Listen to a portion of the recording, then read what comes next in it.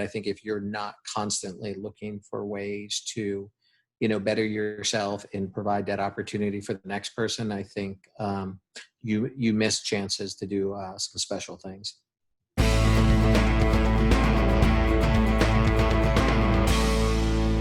Hello and welcome to Voices for Impact. My name is Danielle Mensing, founder of Voices for Impact, and today I'm chatting with my friend. Ryan is the executive director of the international not-for-profit, the Ryan Martin Foundation. The Ryan Martin Foundation's mission is to help youth and adult athletes with disabilities live independent, impassioned, productive, and full lives through sports training, mentoring, and education. Ryan is also the advisor for the CUNY Athletic Conference, working to bring an adaptive sports program to their New York City campuses. And previously, Ryan played professional basketball in Spain and France for 10 seasons, and he was most recently named the vice president of the NWBA. So thank you so much, Ryan, for having a conversation with me today. No, thank you. Thank you for having me. I love what you've done with the platform so far. So happy to sit down and chat. Thank you. So tell me first about your story. What got you interested in playing basketball in the first place? So I kind of came to sports kind of a little bit differently. To begin with, I'm a person with a disability. I was born with spina bifida. And so for me to be able to do, the conventional youth sports model of maybe soccer or basketball or whatever it is, never kind of, I didn't really have that option, right? And I also was adopted into a family of 12. So my sports indoctrination, if you will, was playing wiffle ball with my brothers and the kids in the neighborhood and different things like that. So for me as a person with a disability, it kind of was it's the place where I kind of found myself, because it was a place where I found a community that kind of accepted me, even though, I was a person with a disability. And, the odyssey or the journey that I've had is definitely unexpected, and I'm sure we'll delve into that.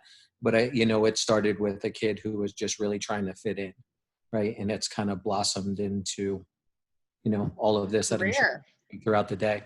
Yeah. Now, can you explain to me what is the NWBA? So the NWBA is the National Wheelchair Basketball Association, and so it's the governing body for the entire wheelchair basketball community in the United States. So there's multiple divisions. There's a junior division, there's a women's division, there's multiple levels, D1, D2, D3, and there's a collegiate division as well. So there's over 230 teams roughly throughout the NWBA. And, so it's basically our governing body for the whole sport, and really trying to provide people, with disabilities that opportunity to compete, and use sports to be a vehicle for their own success. What prompted you to start your own nonprofit organization? So I was playing professionally overseas in Spain, and in the summer months when I'd come back to the U.S., I was speaking at a lot of basketball camps, doing a lot of motivational speaking, and as a young athlete, trying to develop more of a platform and more of a brand before it became the niche thing to do. Mm-hmm. And one of the things I would go speak at these camps of, that were all these different NBA players that I had connections with, and, kind of local Northeast talent. And I would kind of tell my story. And I thought my story was really, really moving for those athletes, because it's overcoming, adversity. It's, finding opportunity where is an opportunity, and putting in the, the work ethic and the sweat equity to be successful, was kind of those messages. But I really wanted to see a camp of kids who look like me, because I felt like that we were just an underserved population as a youth. And then I think back to kind of how I found the sport and how I was able to progress into a competitive nature. And I looked at it and I'm like, well, nobody's doing that, right? And when you're young and you just kind of have all this vision, mm-hmm. You just kind of are like, okay, I'm going to go do it, right? And I didn't expect it to be what this is. We're supporting athletes in Spain, and we're supporting athletes in multiple communities here in the U.S., and to be honest, I wanted to do one camp for kids in like the Northeast of the United States where I was from. And I wouldn't have expected it to be multiple camps every year, supporting 2 junior programs. But I'm thrilled, right? Because what I found is we found basically a need larger than what I thought. I thought it would be a really cool concept. And then what it's shown is that there are future athletes and a lot of folks who are underserved in the community. And so we're happy to be that organization that provides that opportunity. I still love that first moment of impact where you see in the kid's face, they're like, oh, yeah, like this is something I want. This is something I like. That's got to be an amazing feeling for not only the child, but the parents as well, to see their child light up in that way and find something they're passionate about through sports. Sure, because I don't think I don't think any parent plans for to have a child with a disability, and then like the different challenges that come with that. So I think there's fundamentally at the end of the day, you want your kid to be doing those things that their peers do, right? That they're going to sports, they're doing all those different things, they're having a community, they're making friends, right? And I think at the very basic level, adaptive sports, that's what we're providing that population. I think there's just so many projects that I want to tackle, and I look at like this just being kind of the start of myself, and in the professional space, because I've I've dedicated so much time to my athletic career, and I look at what I've been able to accomplish, with my organization and different projects that I'm involved with. But I'm really excited for, being able to focus in different directions, right? I think as athletes, we put so much into those 5-10 years, whatever your career is. And I think I had a longer cup of coffee than, most to be able to do this for so long. So I think now I am just really kind of focused on like taking those successes and some of those skills that sports have taught me and being able to use them in a different platform, right? To kind of give other people that opportunity, right? I think if you're not constantly looking for ways to, better yourself and provide that opportunity for the next person, I think you miss chances to do some special things.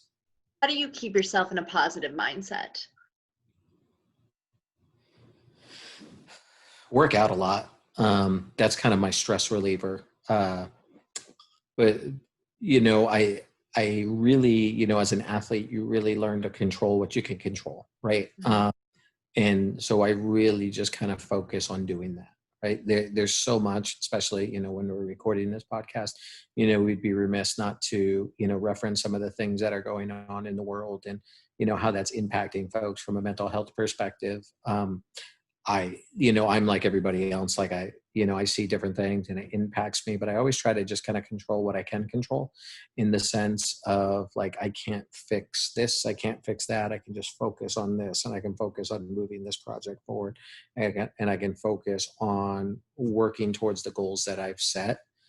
And to be honest, I think one of the things that I do really attribute to my disability and growing up in the family that I did was like, I got the chance to see a lot of folks with different challenges, with different disabilities, and how they handled it, right? And so it gave me a lot of perspective on just, perseverance and being able to overcome different things. And so it allowed me to kind of really get to the essence of controlling what I can control, and moving forward in that direction.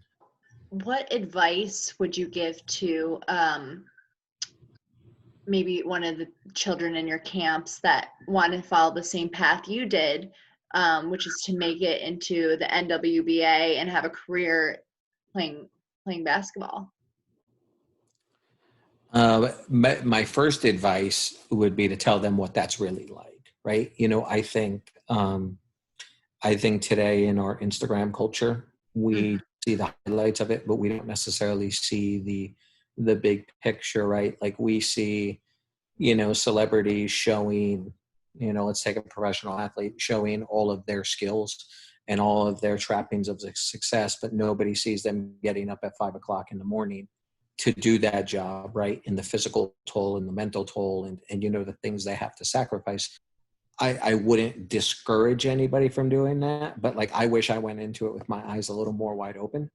Mhm. And so I just providing people that awareness and that education of what that's really like. I'd really like to end with this question is, how do you define success?